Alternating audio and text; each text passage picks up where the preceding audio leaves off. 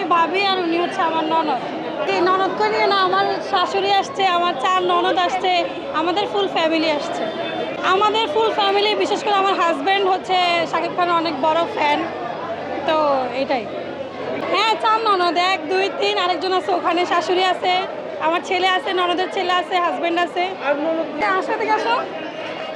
এটা হচ্ছে আমার সর্বশেষ ননদ, সেজ ননদ, বড় ননদ আর হচ্ছে মেজ ননদ।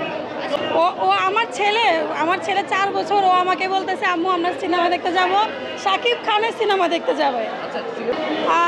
গেছে বছর যে মুভিটা রিলিজ হয়েছিল শাকিব খানের রোজার ঈদে, ওটাতে আমি এই সিনেমা হলে দেখছিলাম ছবিটা। তো আমার থেকে খুব ভালো লাগছে আর কি। কি বলবো, ওখানে আসলে অ্যাক্টিং যা ছিল বা অ্যাকশন যা ছিল, সং ছিল, রোমান্টিক সিনগুলো ছিল, আর বিশেষ করে হচ্ছে ভিলেনের যে পার্টগুলো ছিল অসাম ছিল। তো এই আশা নিয়েই আবার আশা যে আর একটু ভালো কিছু হয়তো বা এখন আবার দেখতে পারবো, যেহেতু একটা বছর চলে গেছে, আপডেট তো কিছু হবে এই জন্য। আমার হাজব্যান্ড ওর বড় ভাই।